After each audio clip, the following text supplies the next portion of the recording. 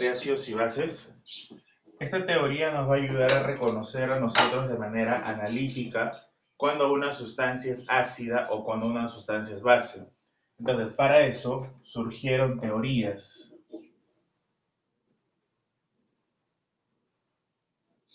¿No es cierto? Se propusieron tres teorías, obviamente cronológicamente una después de otra. Tenemos la primera teoría, que es la teoría de Arrhenius.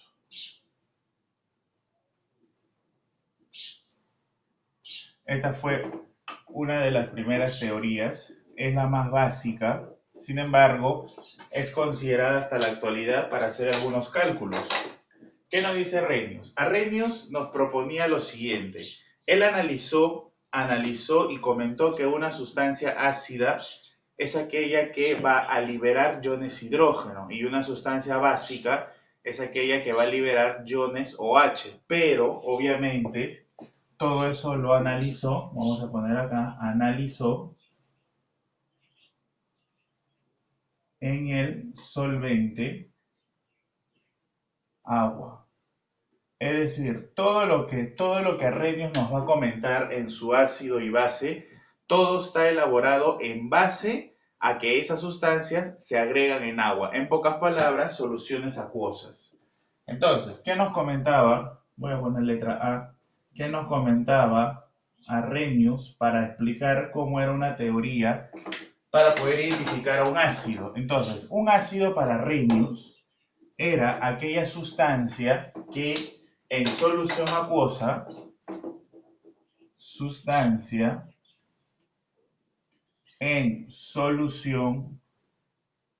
acuosa, es decir, con agua, libera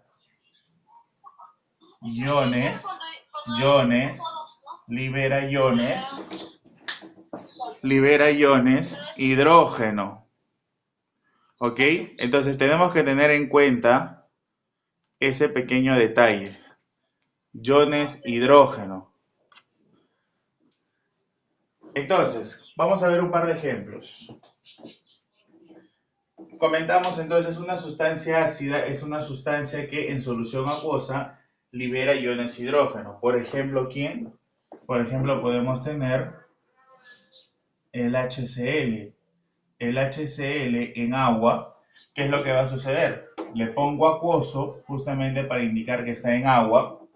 ¿Qué va a suceder? Que él va a liberar su ion hidrógeno y va a liberar su ion cloro. Ahí está.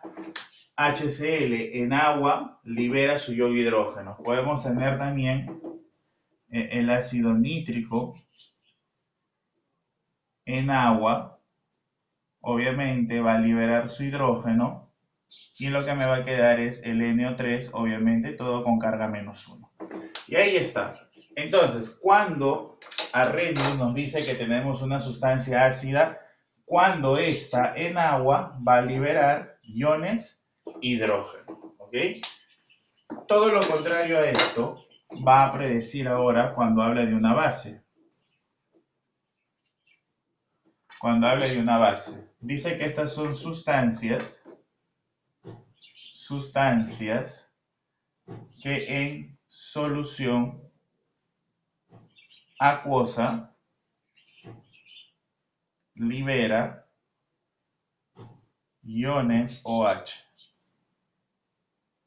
Ahí está.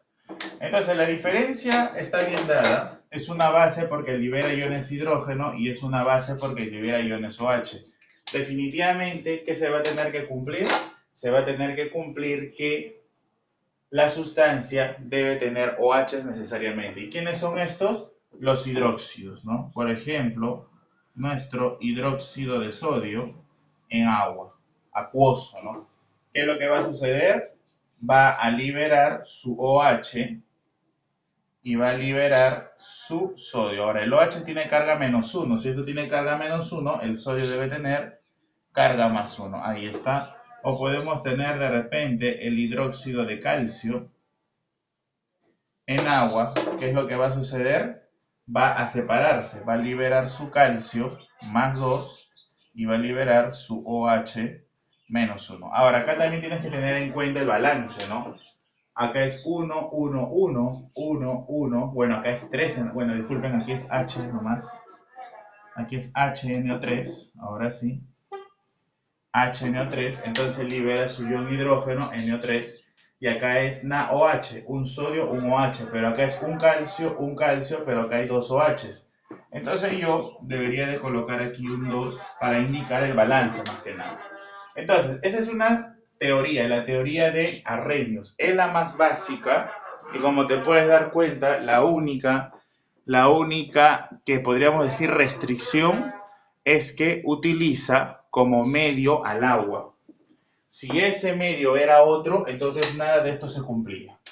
Vamos a tener ahora la segunda. La segunda, que es la teoría de Bronsted y Lowry. Teoría de Bronsted y Lowry. Fueron dos personajes. La diferencia de ellos dos es que Bronsted y Lowry ahora sí considera para cualquier tipo de solvente. Voy a ponerlo por acá. Para cualquier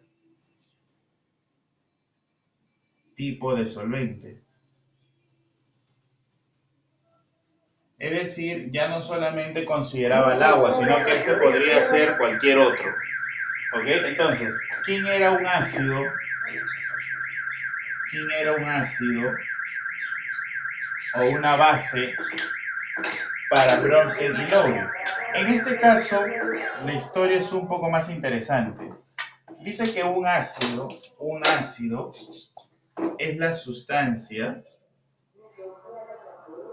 capaz de liberar u otorgar, vamos a poner acá, u otorgar hidrógenos.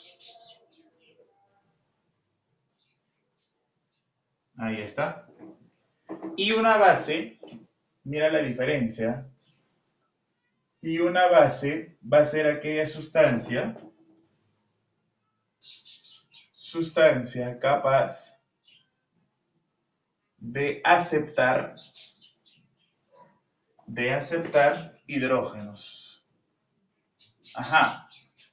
Entonces mira la diferencia con la teoría de Arrhenius. Arrhenius nos decía que un ácido era una sustancia que liberaba solamente hidrógenos, una base aquella que liberaba OHs. En cambio, la teoría de Bronsted nos dice que un ácido es la sustancia capaz de liberar u otorgar hidrógenos y que la base es la sustancia capaz de aceptar hidrógenos.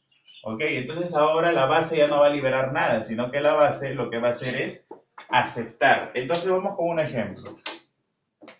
Por ejemplo, podemos tener esta reacción que va a ser muy común. Podemos tener NH3 con agua, por ejemplo, y me va a formar NH4, ¿ok?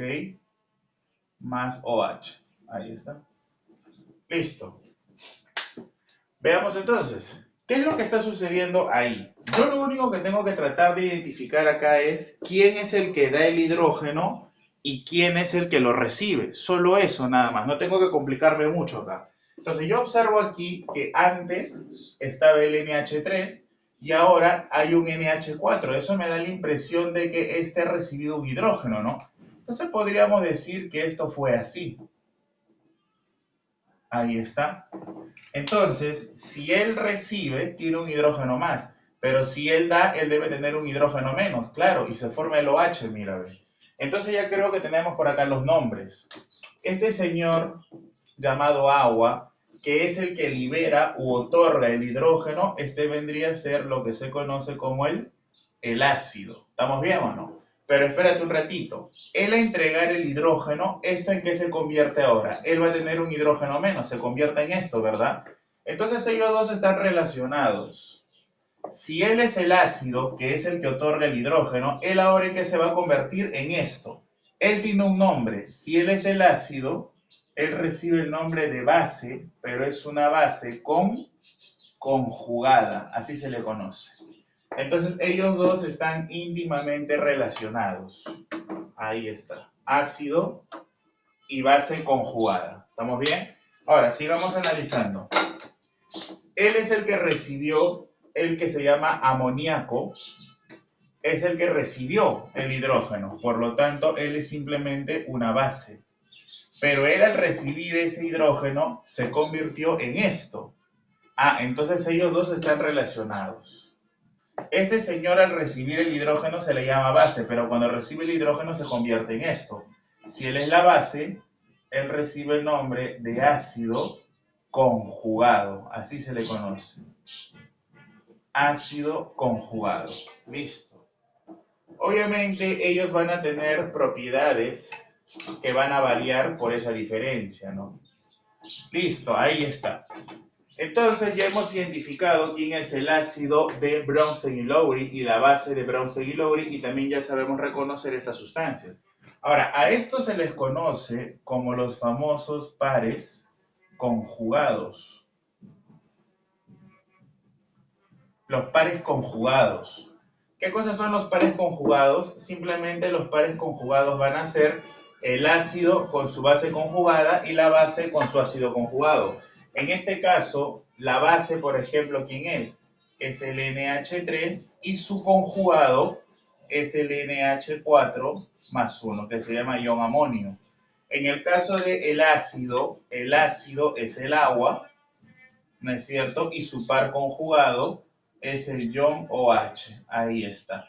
Ellos son los pares conjugados. Ahora, si tú eres más observador todavía, te darás cuenta que la diferencia de un par conjugado con otro, él con él, la diferencia es su hidrógeno. Él tiene un hidrógeno más que él y obviamente él tiene un hidrógeno menos que él. Veamos otro ejemplo. Tenemos, por ejemplo, el caso muy conocido. Sí. Vamos a poner este de aquí.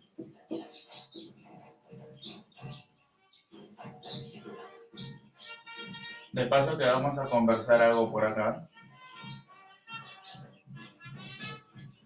Ya está. A ver, ¿qué es lo que tenemos ahí, por ejemplo? Revisemos. A ustedes en el examen les van a dar una reacción. Le van a dar una reacción y lo único que ustedes van a tener que hacer es reconocer qué tipo de reacción es la que tienes ahí. Obviamente vas a tener que reconocer si hay un ácido y una base de Bronsted y Lowry. Entonces yo simplemente tengo que observar. Yo observo que acá tenía el Che3-Koch, que es conocido como ácido acético, y acá ese Che3-Koch tiene ahora un hidrógeno menos. Yo tenía aquí el agua, que tenía 2 hidrógenos, y ahora aparece esta sustancia que tiene 3. Entonces, yo creo que se observa que esto fue así, ¿no? ¿O no? Ahora esto fue así, ¿no es cierto? Y entonces ahora cambió. Vamos, ¿cómo sería entonces? El Che3-Koch, que es la sustancia que está dando el hidrógeno, él es un ácido. Él es un ácido. Pero cuando él otorga el hidrógeno, él se convierte en ¿quién? En esta sustancia. Si él es un ácido, al entregar el hidrógeno, él se convierte ahora en la base conjugada. Ahí está. Entonces aquí está. Ellos dos guardan una relación, ¿no? Guardan una relación de par conjugado. Ahí está. Ahora, ¿qué podemos decir acerca de la otra sustancia? En el caso de la otra sustancia tenemos el agua. En el caso del agua, yo puedo observar que el agua es el que recibe. Por lo tanto, él sería denominado base. Y al recibir él, se convierte en esta sustancia. ¿Qué sería qué cosa? Sería un ácido del tipo conjugado. Listo. Ellos dos guardarían la relación de pares conjugados. Entonces, ¿cuáles serían los pares conjugados?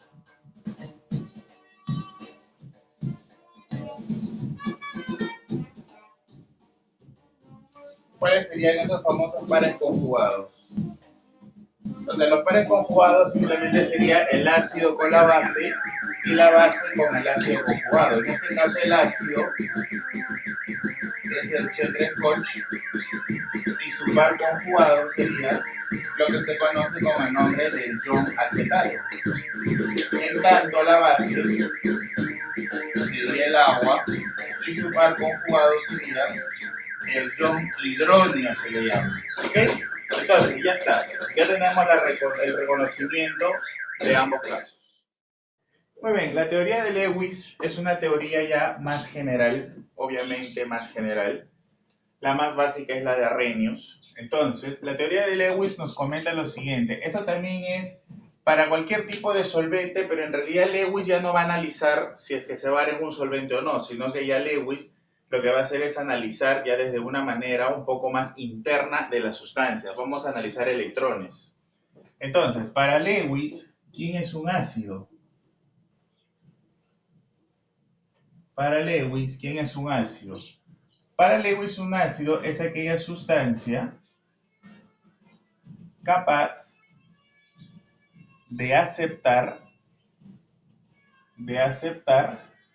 un par de electrones. Entonces, si te das cuenta, ahora ya no hablas tú de hidrógenos, sino que ahora tú ya hablas de sustancias, hablas ya de la parte atómica, ¿no? Ya vas a hablar ahora de electrones. Y obviamente, una base, ya de repente lo están concluyendo, una base, ¿qué cosa va a ser? Va a ser la sustancia capaz de compartir dos electrones.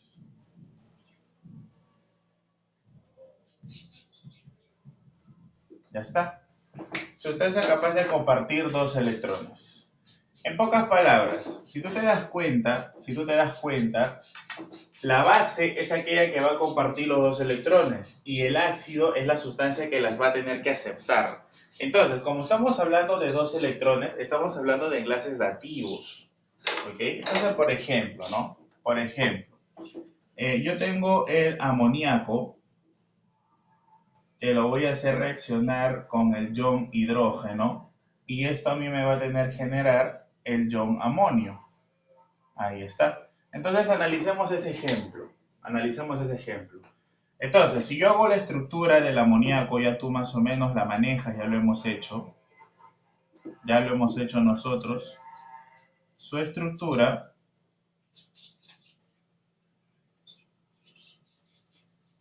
es de esta manera.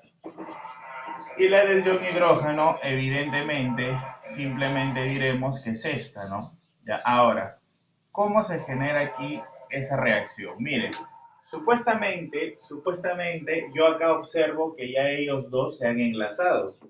¿Estamos bien? Pero acá la pregunta es bien directa, ¿no? El hidrógeno es un elemento que tiene un electrón, pero resulta que lo ha perdido porque tiene carga -1.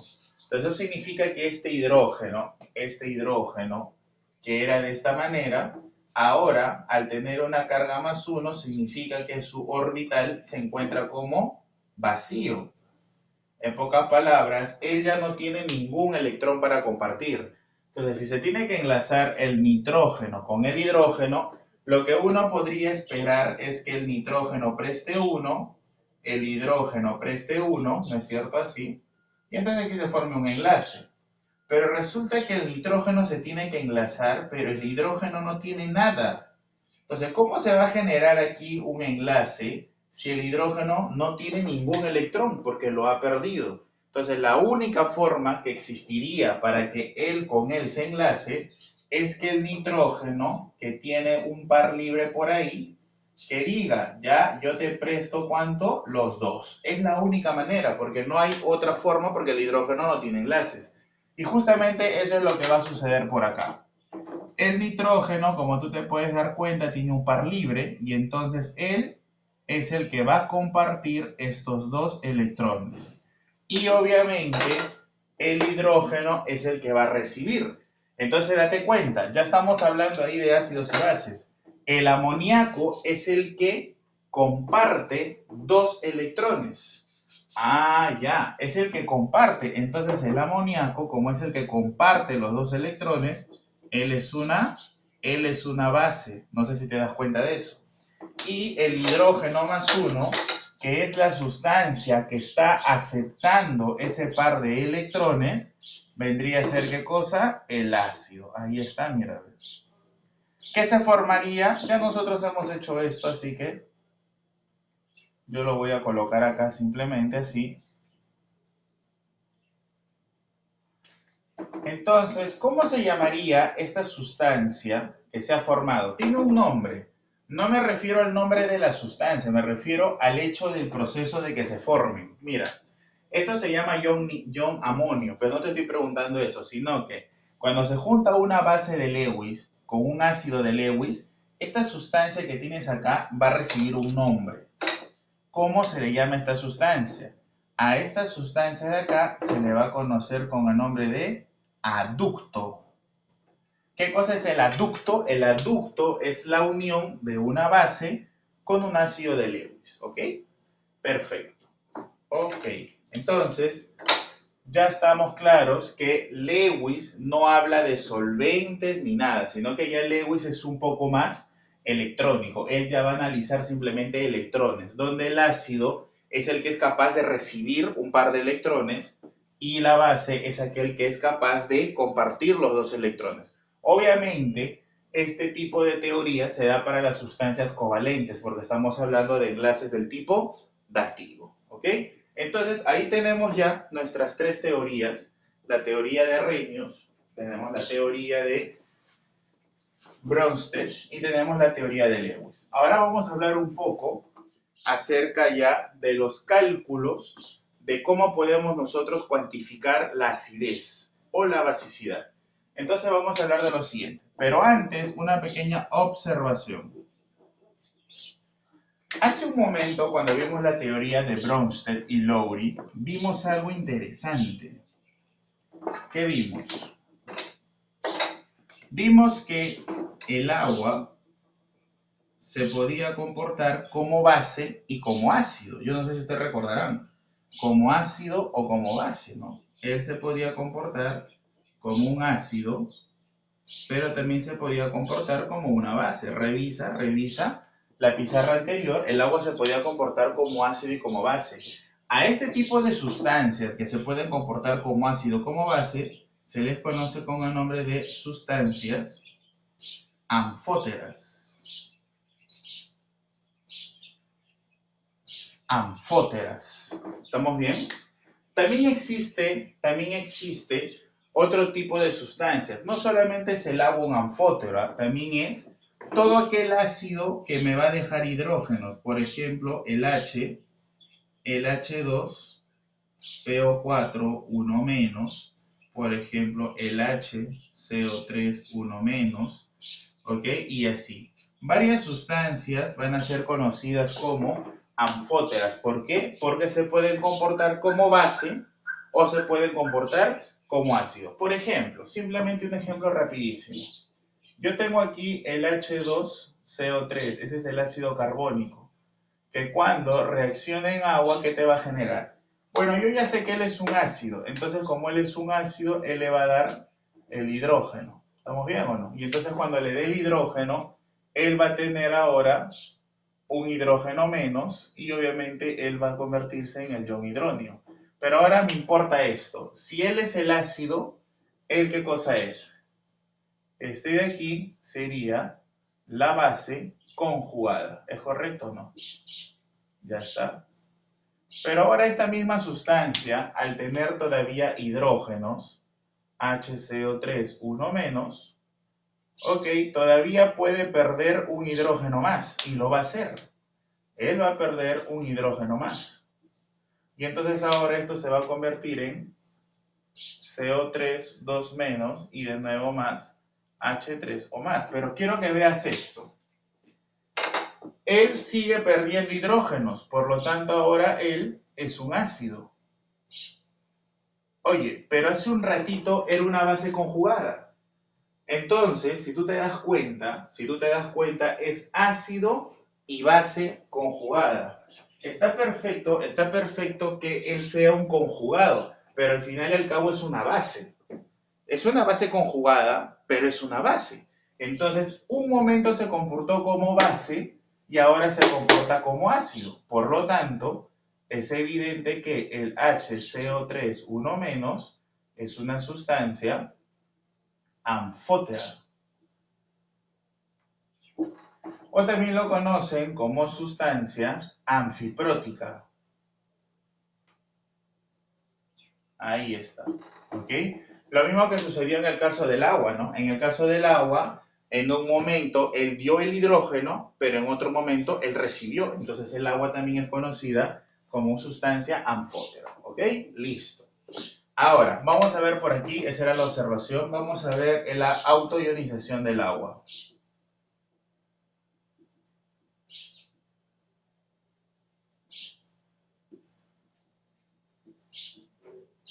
El agua, justamente por ser una sustancia anfótera, puede actuar como ácido o como base. Entonces, nosotros vamos a tener esta reacción, ¿no? Mira por acá. Vamos a tener agua líquida que va a reaccionar con agua líquida. Ahí está. Y entonces simplemente vamos a elegir a uno de los dos que se comporte como ácido o como base, a uno de los dos. Yo de repente puedo decir que él es el que le va a dar el hidrógeno, porque eso es lo que va a suceder. Recuerda que el agua es una sustancia anfótera, puede comportarse como ácido o como base. Y entonces, si él le da el hidrógeno, él se convierte en OH-1 acuoso y él se va a convertir en H3 más 1 acuoso. Ahí está. ¿Por qué acuoso? Porque ahora estas sustancias van a estar disueltas en agua. Acuoso. Ahora, si tú te das cuenta, aquí hay una ecuación reversible. Eso quiere decir que debe haber de por medio una constante de equilibrio. Y justamente sí lo hay. Vamos a poner acá, debido al equilibrio, se tiene. ¿Qué tenemos debido al equilibrio? ¿Qué equilibrio? Este equilibrio, pues no ves que acá tengo una reacción reversible, entonces en algún momento esto tendrá que llegar al equilibrio. Entonces, debido a esto yo debo de tener, ¿qué cosa? Debo tener una constante de equilibrio, pero en este caso, por tratarse del agua, lo van a llamar Kw. Constante del agua, agua en inglés, ¿no es cierto? Y entonces, ¿cómo se va a calcular? Igualito, igualito, no hay ninguna modificación, igualito. Productos entre reactivos, obviamente concentraciones, pero recuerda que la constante de equilibrio solo se generaba para gases y para acuosos. En este caso, estos dos son líquidos, por lo tanto, ninguno de ellos dos van a ingresar. Estos dos son los que pueden entrar. Sería concentración de OH elevado a la 1, porque 1 es su coeficiente, entre concentración de ion hidronio. Esto se le llama hidronio. Ahí está. Ahora, una observación por aquí nomás, ya que tengo un pequeño espacio por acá. Una chiquita. Lo que pasa es que esta historia de acá, concentración de los iones hidrógeno, es muy parecido a esto de acá. Numéricamente, escúchame bien, numéricamente son lo mismo. Numéricamente son lo mismo.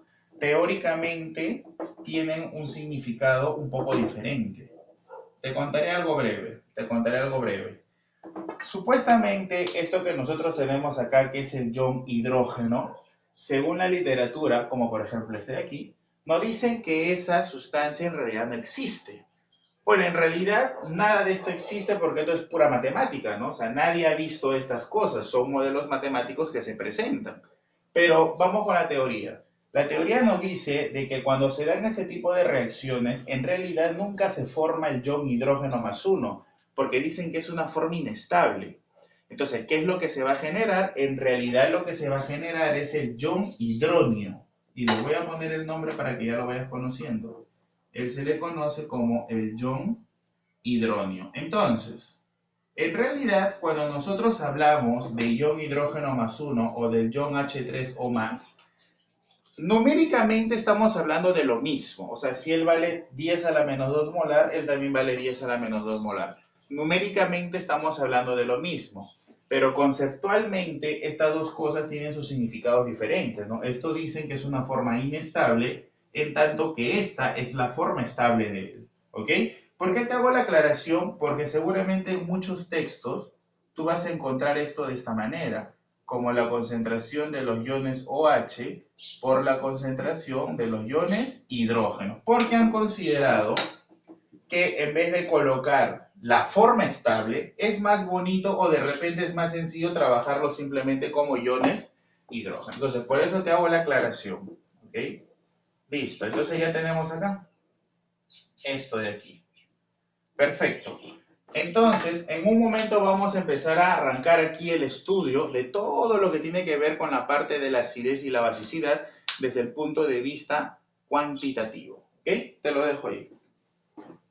Muy bien, entonces empezamos ahora. Vamos a acotar este estudio y vamos a decir, a 25 grados Celsius se cumple. Todo lo que hablemos de ahora en adelante, todo lo que hablemos de aquí para adelante está contemplado solo a 25 grados Celsius. Es decir, si mi temperatura fuera 25.2, ya todo es diferente. O fuera 24.8, de repente ya todo es diferente. ¿Ok? Esto, lo que hablemos de ahora en adelante, todo contempla solo para esa temperatura. A esa temperatura se cumple que la concentración de los iones hidrógeno es igual a la concentración de los iones OH y esto tiene un valor de 10 a la menos 7 molar. Por eso te decía que todo esto simplemente es para esa temperatura. Entonces, si yo lo reemplazo en nuestra constante que era Kw, recuerda que Kw es una constante de equilibrio y una de las características de la constante de equilibrio era de que estas dependen directamente de la temperatura. Por eso es que te comento que todo lo que vamos a hablar ahora solo es para esta temperatura. Entonces, Kw, que era la concentración de los iones hidrógeno por la concentración de los iones OH, sería 10 a la menos 7 por 10 a la menos 7, sería 10 a la menos 14. Y eso de ahí es lo que se cumple. A partir de aquí es donde vamos a empezar a generar todos los cálculos. Entonces, esto de aquí no te debes olvidar jamás, por favor. Ojo, vuelvo a decirte que esto solamente está dado para la temperatura de los 25 grados Celsius, ¿ok? Entonces ahora, a partir de esa definición, vamos a empezar a tomar logaritmo. Tomando logaritmo, vamos. Sería logaritmo de la concentración de los iones hidrógeno, ¿no es cierto? Ya está. Vamos con paciencia nomás, no nos aceleremos. OH, y esto debe ser igual al logaritmo de 10 a la menos 14. ¿Es correcto o no? Entonces, yo recordando un poquito mis logaritmos, ¿no es cierto? Digo, logaritmo de un producto es igual a la suma de logaritmos. No sé si recordarás eso. Logaritmo de un producto es la suma de logaritmos. Entonces trabajemos eso acá, ¿no? Sería el logaritmo de la concentración de los iones hidrógeno más el logaritmo de la concentración de los iones OH. ¿Estamos bien hasta ahí? Ahora, otra propiedad que tenemos que recordar es que cuando tenemos logaritmo de A y esto está elevado a un exponente, lo que nosotros podemos hacer es que este exponente salga adelante del logaritmo. Le llaman, si no me equivoco, la regla del sombrero. Entonces, apliquemos eso. Este 10 a la menos 14, ¿qué te parece si lo mandamos adelante, no? Entonces, ¿qué nos estaría quedando? Menos 14 logaritmo de 10. Y también tenemos que recordar por ahí que nuestro logaritmo de 10 tiene un valor de ¿cuánto? De 1. Entonces al final esto se va, me queda 1. 1 por menos 14 es menos 14. ¿Qué te parece si este menos yo lo paso al lado izquierdo? Entonces me quedaría por aquí menos, mira lo que me queda, menos logaritmo de la concentración de los iones hidrógeno más, y le vuelvo a poner menos, logaritmo de la concentración de los iones OH. ¿Y esto cuánto es ahora? 14. ¿Te das cuenta o no? ¿Por qué hemos hecho eso? Porque seguramente tú muchas veces has escuchado del famoso pH y pOH. Entonces, esto de aquí y esto de aquí justamente refleja eso. El menos logaritmo de la concentración de los iones hidrógeno, a esto se le conoce con el nombre de pH. Y a menos logaritmo de la concentración de los iones OH, se le conoce con el nombre de pOH. Y esa suma siempre debe de dar, ¿cuánto, criaturas? 14. Para cualquier temperatura, no. Solo se cumple esto. ¿Para qué temperatura, niños? Lo comentamos. Solo se cumple esto cuando hablamos de una temperatura de 25 grados Celsius, ¿ok? Entonces, ya tenemos esa historia. ¿Qué cosa es pH? pH es lo que se conoce, vamos a poner aquí rapidito nomás, donde pH es lo que se conoce como el potencial de hidrógeno. ¿Ya? ¿Qué te mide el pH? ¿Qué te mide el pH? Vamos a poner por acá. ¿Qué es lo que te mide el pH? Mide la concentración de los iones hidrógeno más 1. Ahí está. ¿Qué significa eso? Que el pH a ti te indica en una forma referencial si hay mucho o poco hidrógeno más 1. Hay bastante, hay poco, entonces yo no me voy a poner a contar uno por uno, sino que hay una forma de calcularlo que es determinando el famoso pH, ¿ok? Perfecto, entonces el pH lo voy a colocar por acá entonces. Luego, ya para solamente tenerlo, sabemos que el pH se va a calcular como menos logaritmo de la concentración de los iones hidrógeno y el famoso pOH se va a calcular como menos logaritmo de la concentración de los iones OH. Ahí está. Cuando escuches logaritmo no te asustes, porque el logaritmo simplemente es un operador matemático. Y mira, es bien fácil, acá lo hemos estado trabajando. Estas tres reglitas es lo que tú te tienes que acordar para hacer cualquier problema. Así que sería bueno que lo apuntes. Hay por ahí algún logaritmo notable, pero que seguramente en una prueba a ti te lo van a indicar. Así que aquí no va a haber sorpresas ni trucos. Todo esto está dado. Ahí está. Muy bien, pero de nada vale que yo tenga un indicador de acidez o de basicidad si es que no tengo un sistema en donde compararlo. Porque yo te puedo decir, ¿no? Oye, Juanito es más alto que yo. ¿Así? Cuando tú hablas de eso es porque tú estás comparando la talla con alguien. O sea, Juanito es más alto que yo. Sí, ¿por qué? Lo que pasa es que tu hermano es más alto, entonces yo soy un poquito más bajito, pero Juanito está más arriba, entonces él es más alto que yo. Ah, ya, comparado con tu hermano, sí, pues no, claro que sí. Claro, tú ya calculaste esto, pero ahora ¿cómo lo comparas? ¿Dónde lo comparas?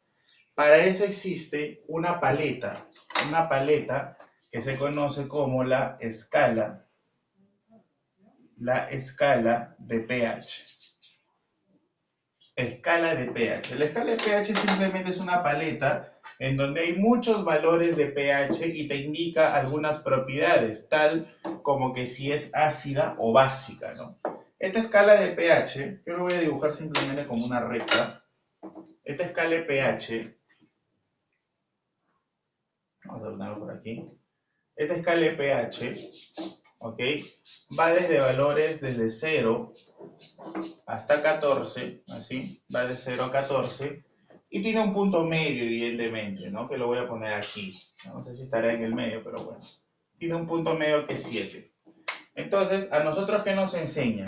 A nosotros nos enseñan lo siguiente, que todo lo que está entre 0 y 7 se dice que es ácido, así, ácido.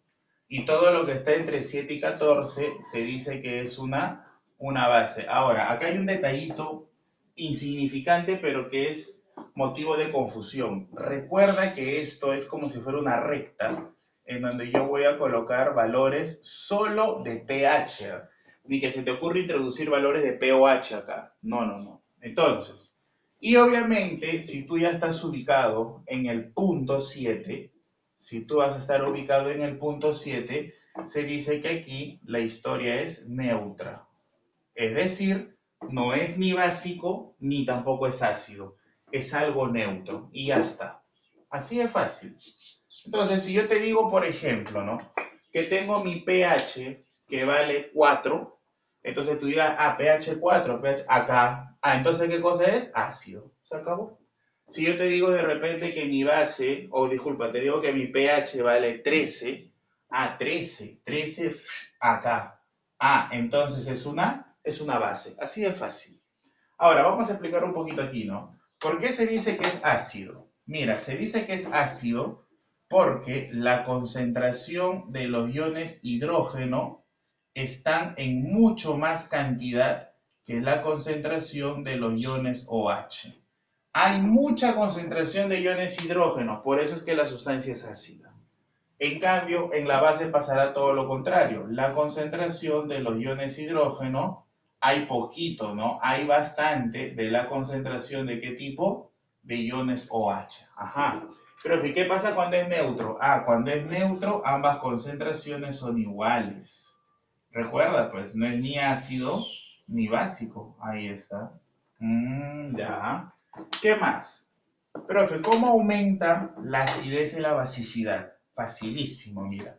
Mientras más tú te acerques, mientras más tú te acerques al cero, mientras más tú te acerques al cero, de esta manera va a aumentar, ¿qué cosa?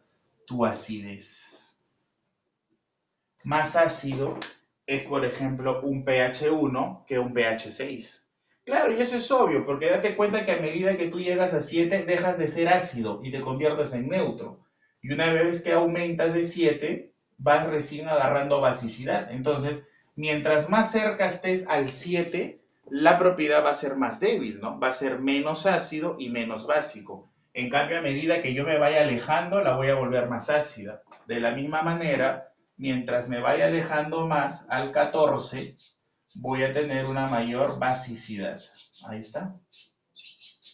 Basicidad. Ahora, obviamente acá simplemente una observación que yo quiero que te des cuenta. ¿Cuál observación? Esta. Aquí, ¿no? Vamos a poner un flechón así nomás. ¿Qué significa? Que mientras menos sea el pH, mayor es ¿qué cosa? La acidez. Porque muchas veces a los alumnos le dices, ¿no? Oye, está disminuyendo el pH. Entonces está disminuyendo la acidez. Dice, no. Si el pH está disminuyendo es porque se está acercando cada vez a cero. Y si se está acercando cada vez a cero es porque se está volviendo cada vez más ácido. También pasaría lo mismo por aquí, ¿no? Y le jalo su flechón. ¿Qué significaría? Que mientras más aumente el pH, ¿estamos bien o no? Mientras más aumente el pH por acá, ahora ¿qué va a pasar por acá? Va a aumentar, en este caso, ¿qué? La basicidad. Mira, a ver. Mira estas relaciones interesantes. Aquí es al revés, ¿no? Aquí, mientras disminuye el pH, mientras más me voy acercando a cero, se vuelve más ácido. ¿No es cierto?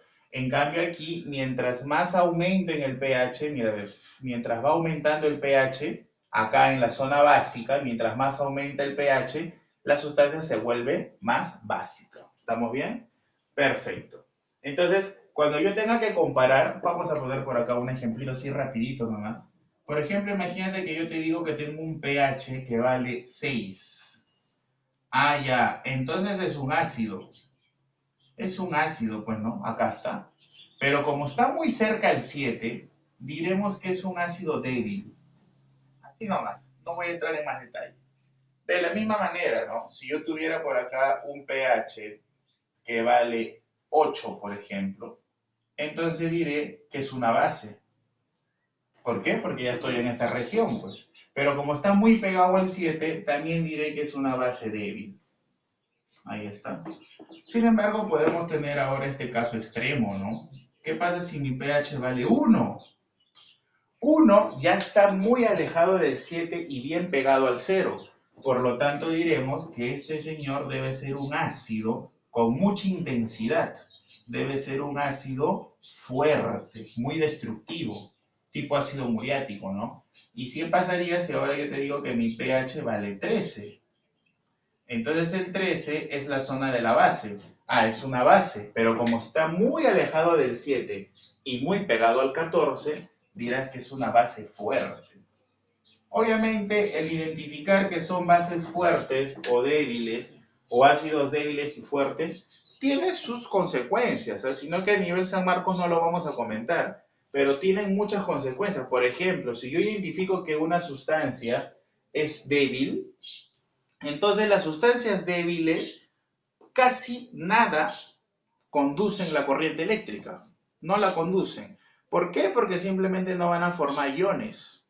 Pero en cambio, si yo identifico una sustancia fuerte, un ácido fuerte o una base fuerte, la característica es que estos, cuando tú lo agregues en agua, van a ser unos conductores de la corriente de manera espectacular. Entonces, el reconocer si es débil o fuerte simplemente para esas características, entre otras, que en este momento ya no las voy a comentar, pero para ustedes nivel San Marcos es suficiente que puedan reconocer. Ahora, siempre me preguntan esto, ¿no? Profe, ¿y a partir de cuándo el ácido es débil o fuerte? Es relativo.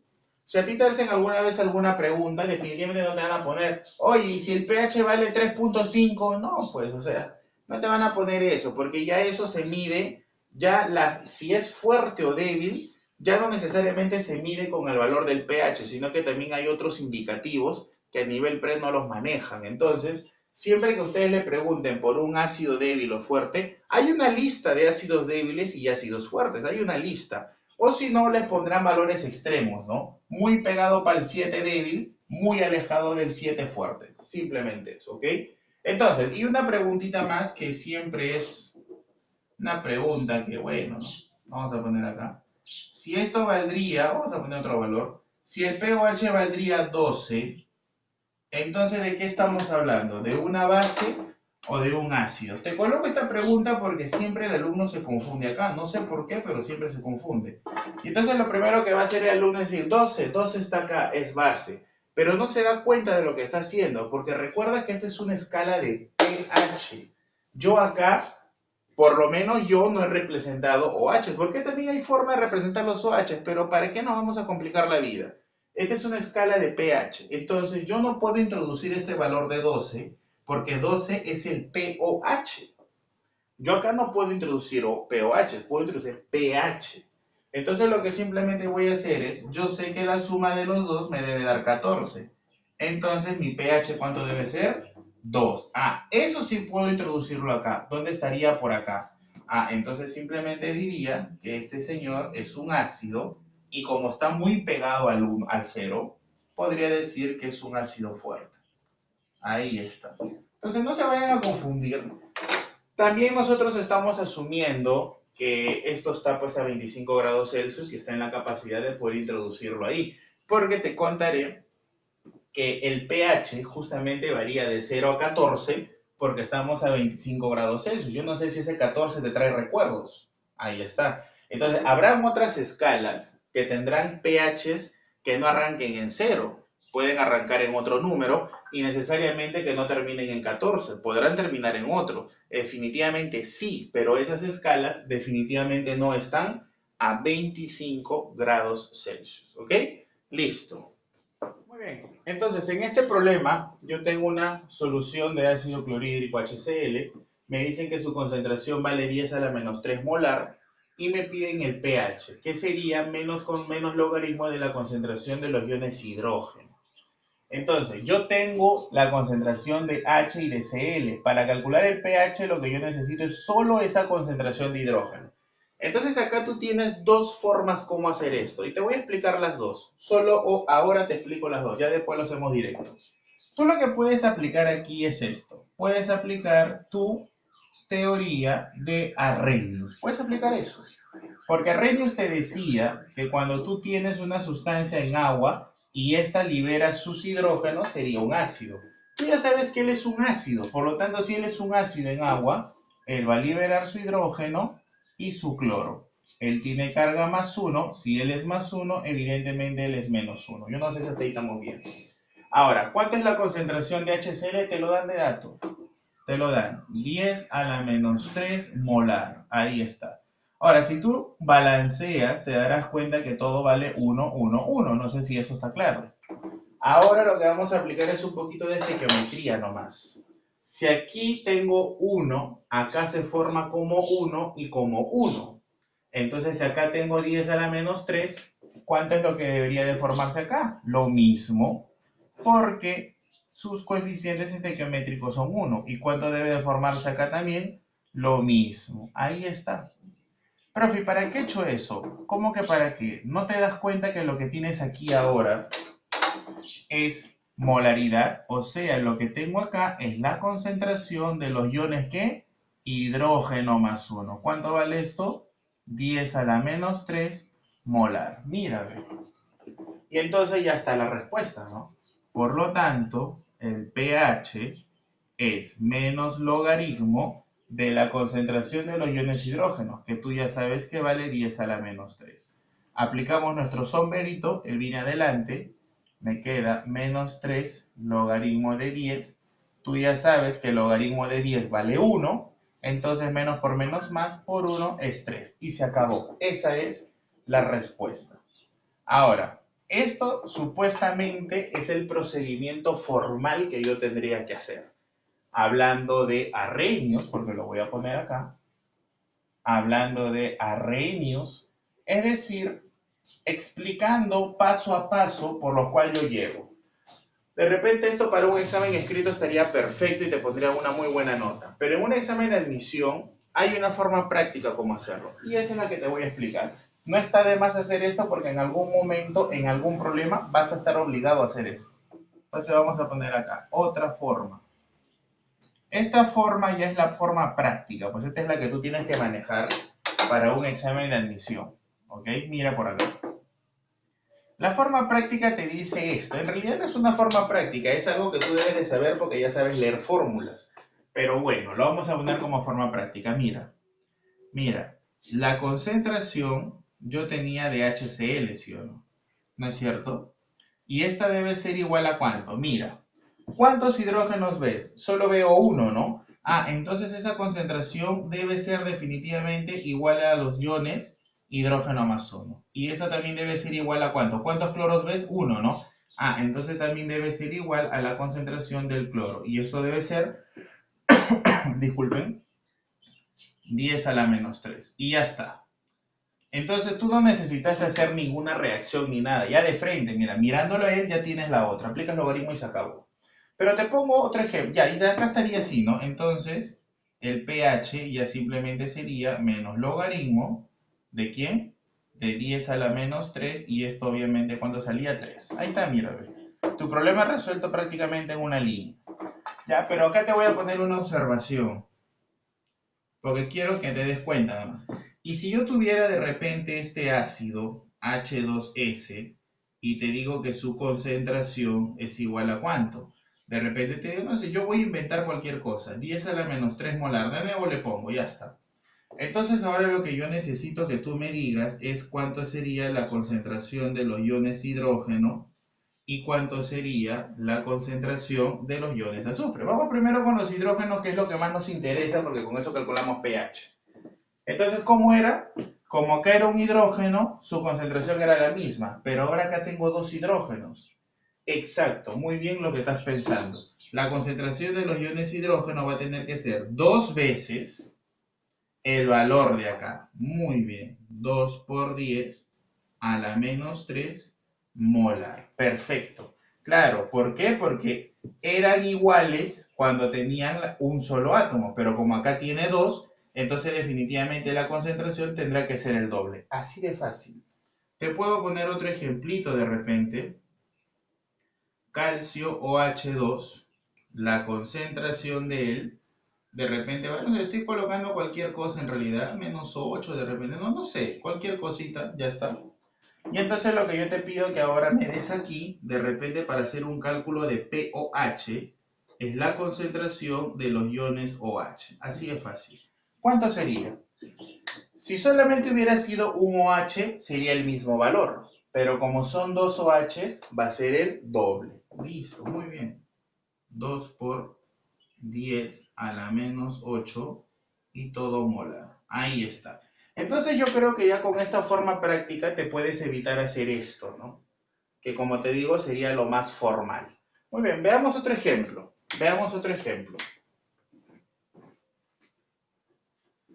No, tenemos esto. Nos piden determinar el pH. Me piden determinar el pH. Mira, ya tú ya sabes que esto es menos logaritmo de la concentración de los iones hidrógeno, ¿no es cierto? Me piden el pH. Ya está. Y ahora mira lo siguiente. Vamos, nos dice, dice que vamos a disolver. Tenemos por acá algo así.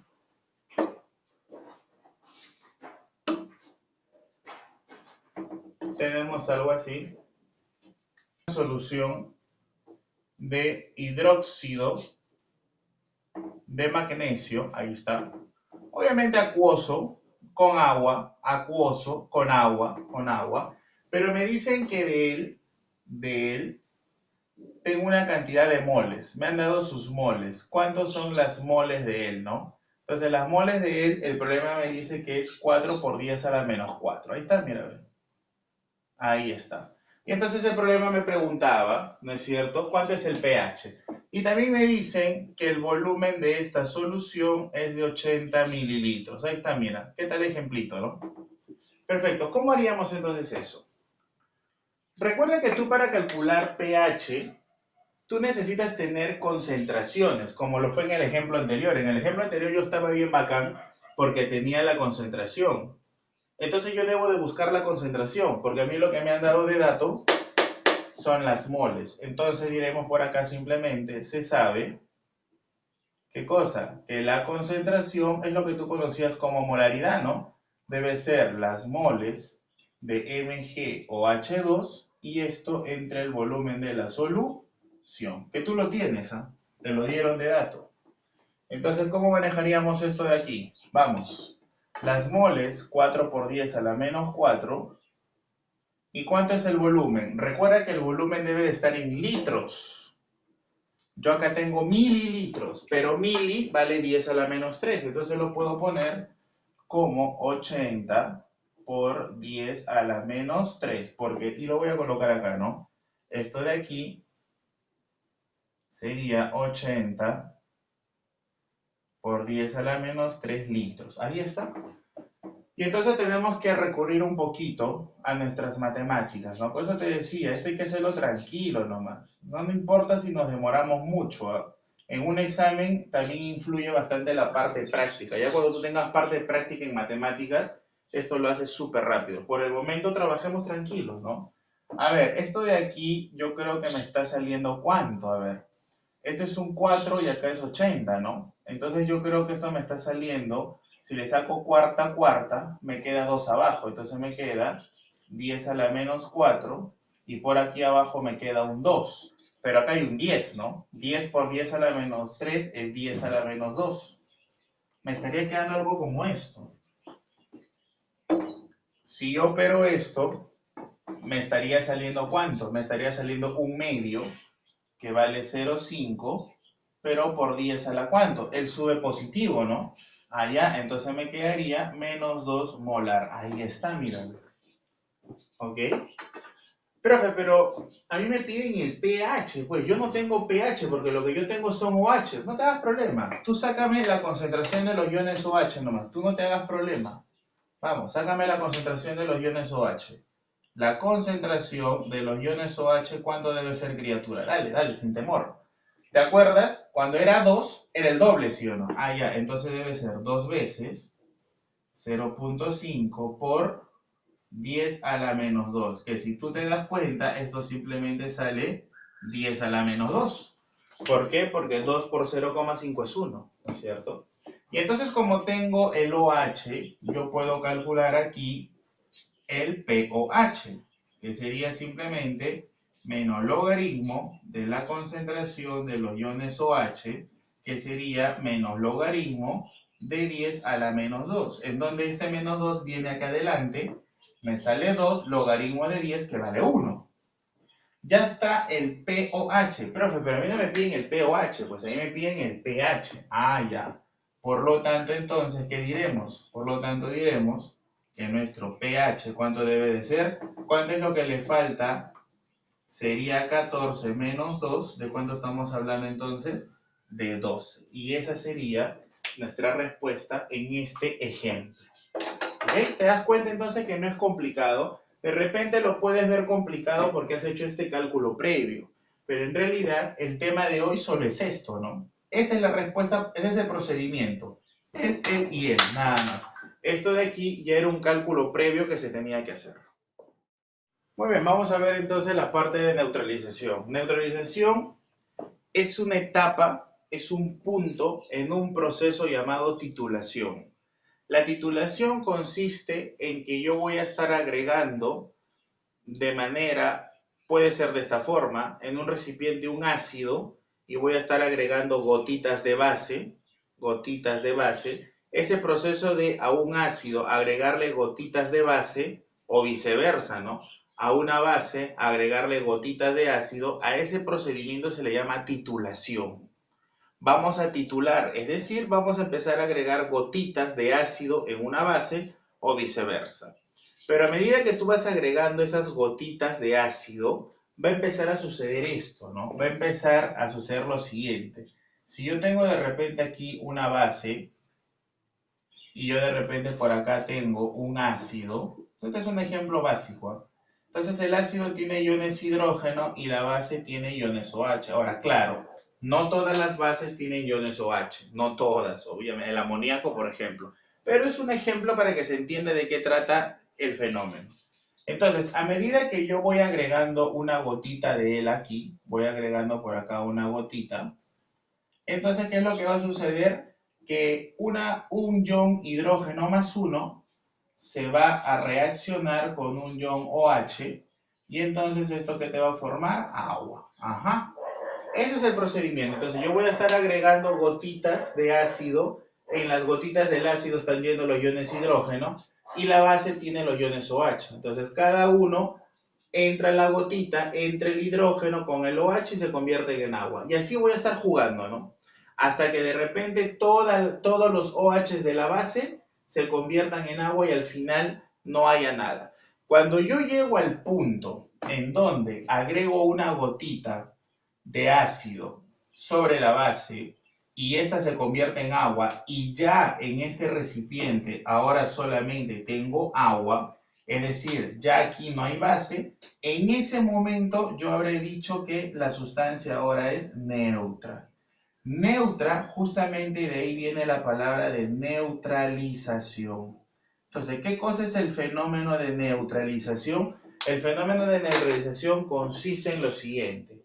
Yo voy a estar titulando, es decir, voy a estar agregando mi ácido sobre base o viceversa, pero ¿hasta cuándo voy a estar agregando eso? Ah, ya, tú vas a agregar eso hasta que la cantidad de base por completo reaccione con la cantidad de ácido y ya todo acá se convierta solo en agua, ya no me quede ácido, o base en este caso. En ese momento, cuando aquí ya no me quede nada de base y todo sea agua, entonces yo habré llegado a un pH 7, porque ahora la sustancia es el agua, que es neutra. Cuando tú llegas a ese punto es que tú hablas de que estás en la neutralización, o sea, ahí es donde ya no hay ni ácido ni base, dependiendo de qué es lo que tengas ahí. ¿Ok? Entonces, la neutralización justamente consiste en eso. Es el proceso en donde tú vas a estar titulando y en un momento determinado todo el ácido y toda la base van a reaccionar y ya no me queda ni ácido ni base, sino que se forma solamente, bueno, no es que se forme solamente agua, porque se van a formar sales también, pero el pH ya va a ser 7 debido a que solo uno de los componentes va a ser el agua y ya no vas a tener un ácido ni una base. Entonces, ese es el famoso fenómeno de la neutralización, que es una etapa de la titulación.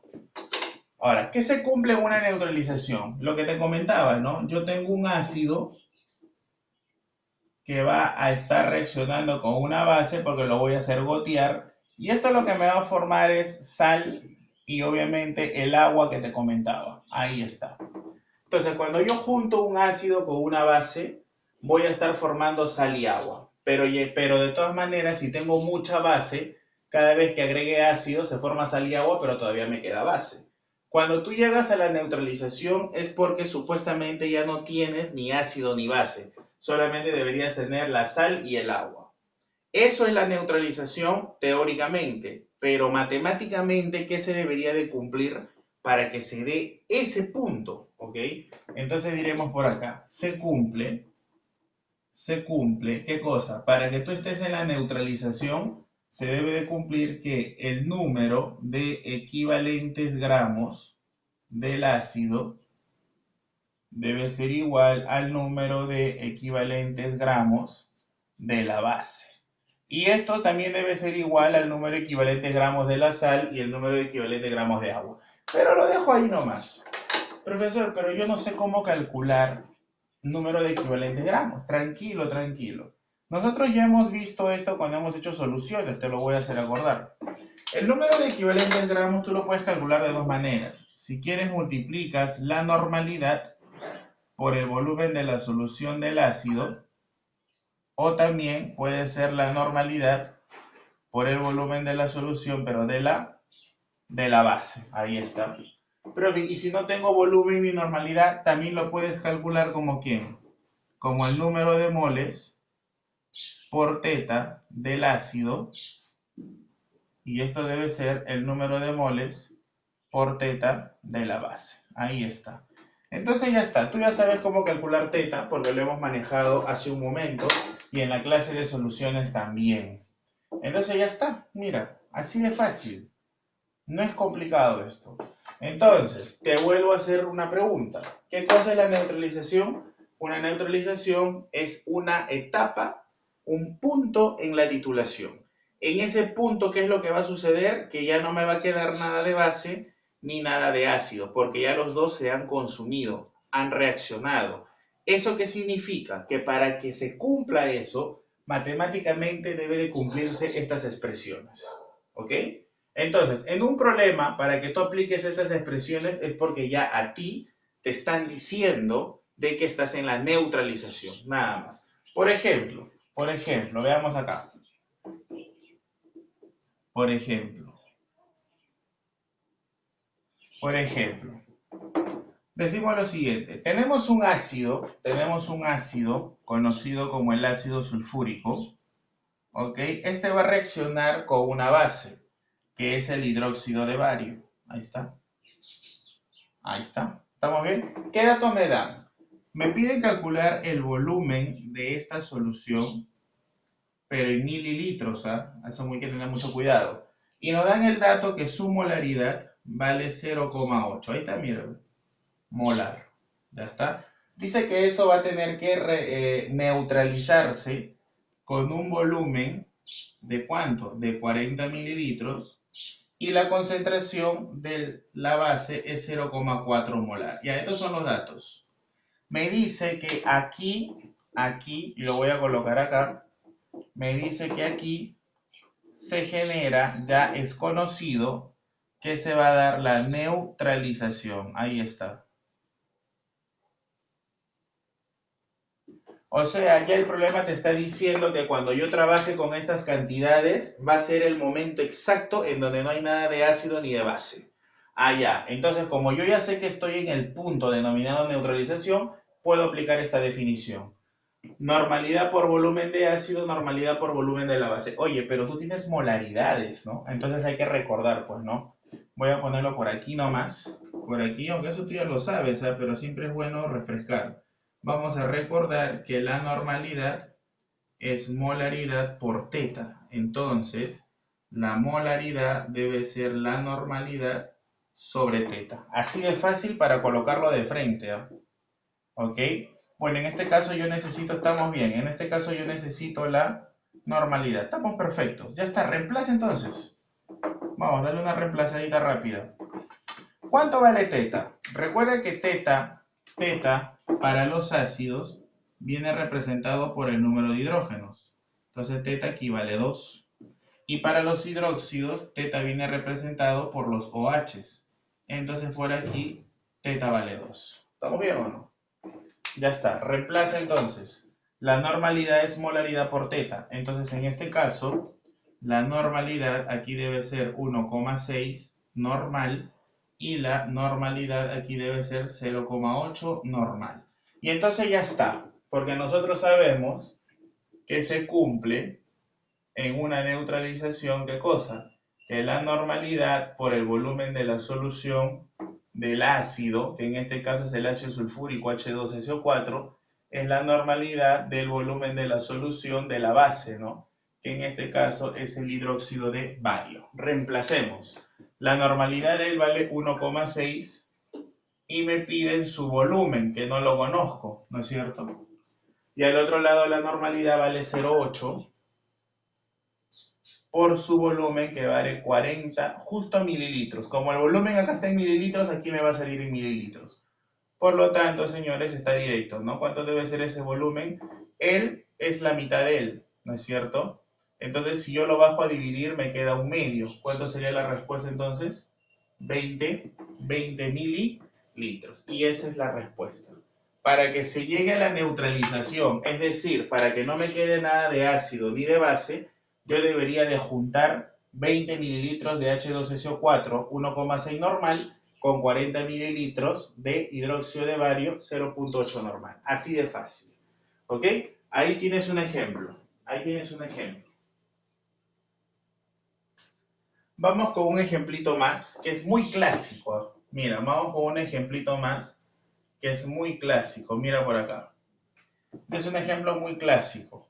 Dice lo siguiente, ¿no? Nos piden calcular el pOH cuando vamos a mezclar dos cosas. Vamos a mezclar un hidróxido de potasio, esta es la base, date cuenta, esta es la base, ¿no es cierto? Dice que vamos a mezclar de él un volumen de solución de 20 mililitros. ¿Con quién? ¿Con quién vas a mezclar? Ah, ya, pero también te da su molaridad. Mira, la molaridad vale 6 por 10 a la menos 2 molar. Ahí está. Estas son las características de la base. Dice que lo vas a mezclar con un ácido. El ácido es el ácido clorhídrico, cuyo volumen, me lo dan de dato, es de 80 mililitros. Y también me dan su molaridad. ¿Cuánto vale su molaridad? Vale 2,5 por 10 a la menos 3. Ya mira, ¿cuál es lo interesante acá? El problema a ti te pide, voy a poner acá, piden ¿qué cosa? Piden pOH. Ya mira. Recuerda que para pOH necesito la concentración de los iones OH. Profesor, pero eso no es una neutralización. A mí el problema en ningún momento me dice que eso es una neutralización. ¿Ok? No es, no lo sé yo no lo sé, no me dicen. Ahora, ¿cómo puedo saber yo si es una neutralización o no? Porque si yo descubro que esto es una neutralización, la respuesta ya se acabó. Es 7. Porque supuestamente cuando se da la neutralización, todo se vuelve neutro. Y imaginando que estamos a 25 grados Celsius, entonces el pH debe ser 7, ¿no? Esa sería la respuesta. Porque pH más pOH es 14, entonces cada uno vale 7. Y la respuesta sería 7. Ahora, si yo miro mis claves, de repente podría ver de que no hay 7. Uy, entonces, ¿qué hacemos? Entonces lo que yo voy a hacer es lo siguiente. Como a mí no me dicen nada de neutralización, yo voy a partir preguntándome si se neutraliza o no. Entonces, para yo definir si se neutraliza o no, debe de cumplirse que los equivalentes, ¿cómo deben ser? Iguales. Ahora, otro detallito más rapidito, ¿no? Que yo tengo molaridad y yo necesito normalidad. Pero si tú eres observador, este señor acá vale 1, que es teta, y este señor acá vale 1, que es teta. Entonces, teta vale 1 en ambos casos. Eso quiere decir que su normalidad es igual en ambos lugares. Ahí está. La normalidad es esto y esto.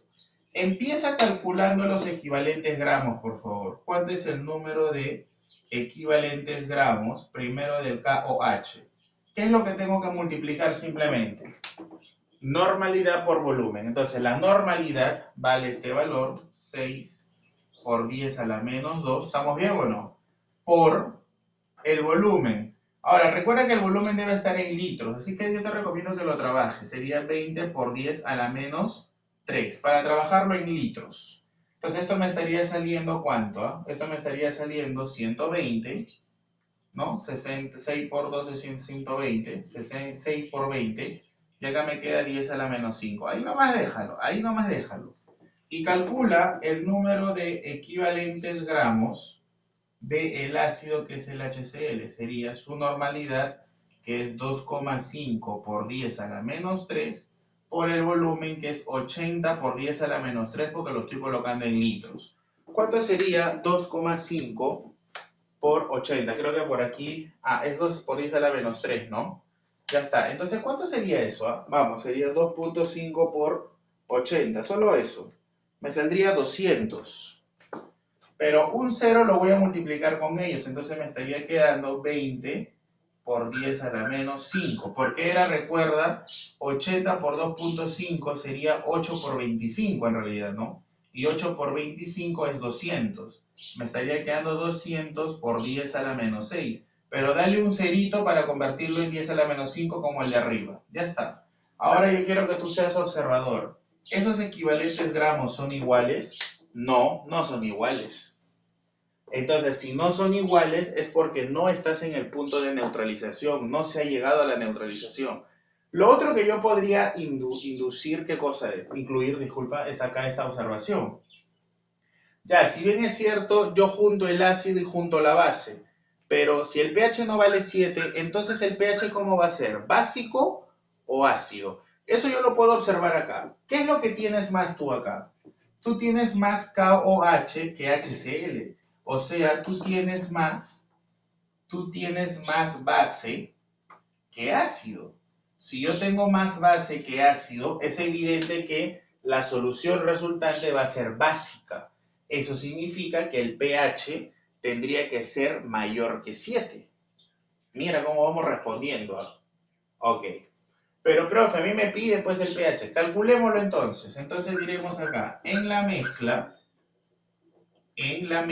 porque supuestamente tú vas a juntar a esos dos. En la mezcla, ¿qué va a suceder? Va a suceder que hay menos ácido que base. Entonces, ¿qué es lo que va a pasar? Acá le voy a jalar un flechón para que te des cuenta. Lo que va a pasar es lo siguiente.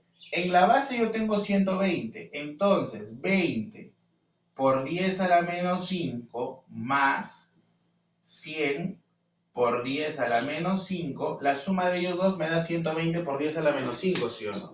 ¿Por qué lo he puesto así? Porque lo que sucede es que los 20 por 10 a la menos 5 del ácido, estos de aquí van a reaccionar por completo, van a desaparecer, pero con 20 por 10 a la menos 5 de la base. Mira, ve. Y entonces cuando ya desapareció todo el ácido con una misma cantidad de base, todavía observo que me queda base. Ah, ya. Entonces, ¿qué es lo que tengo? Lo que a mí me va a quedar es solamente hidróxido de potasio. Ya no me va a quedar ácido porque se ha neutralizado. Mira, esto se ha neutralizado con parte de él, pero todavía me sobra, ¿no? Entonces, ¿qué tengo yo? Que el número de equivalentes gramos del KOH que me está sobrando, ¿cuánto vale nada más? 100 por 10 a la menos 5. Yo no sé si te das cuenta de eso. Ahora, eso de ahí definitivamente debe ser la normalidad del KOH por el volumen de la solución. Pero ¿cuánto es el volumen de la solución ahora? Lo necesito, por eso lo voy a reemplazar. 100 por 10 a la menos 5 debe ser normalidad por... ¿Cuánto es el volumen? Recuerda que tú ya estás en la mezcla. En la mezcla es lo que has juntado. ¿Cuánto has juntado? 20 mililitros más 80 mililitros. 20 mililitros, 80 mililitros. ¿Cuánto es lo que tengo ahora? 100 mililitros. Muy bien. Pero recuerda que debe estar en litros. Por lo tanto es 100 por 10 a la menos 3. Oye, mira qué bacán. Se va 100, se va 100. ¿Y me puede decir, por favor, cuánto vale esta normalidad? Que dicho sea de paso, como solo hay un OH, va a ser igual que la molaridad y entonces es la concentración, porque teta vale 1, ¿no? Teta vale 1, da lo mismo. ¿Cuánto sería? Este 10 a la menos 3 baja y sube como 10 al cubo. Ah, entonces me estaría saliendo, lo voy a colocar por acá porque necesito hacerte una pregunta ya. ¿Cuánto me sale esto, señores? ¿Cuánto me sale? me sale 10 a la menos 2, creo, ¿no? Ahí está. Mira, ve. Me sale 10 a la menos 2. Vuelvo a repetir. La normalidad es teta por molaridad, pero teta vale 1 porque solo hay un OH. Entonces normalidad y molaridad son iguales, pero la molaridad es la concentración del KOH, que él baja a dividir y sube como 10 al cubo, 10 a la menos 2. Profe, pero yo no sé para qué hace todo eso, porque yo quiero pOH. ¿Cómo que por qué? Ya salió pues. Si todo KOH vale 10 a la menos 2, entonces me puedes decir cuánto solamente vale la concentración de los iones OH. Solo hay un OH, ¿sí o no? Ah, entonces es lo mismo, pues. Ahí está. Y mira, se acabó tu problema. Porque ahora se sabe, y con esto terminamos aquí, se sabe que el pOH debe ser menos logaritmo de la concentración de los iones OH, que es 10 a la menos 2. Pasa por sombrero y todo, finalmente, ¿cuánto te sale? 2. Y esa sería nuestra alternativa en este problema. Ya este es un problema más elaborado, definitivamente.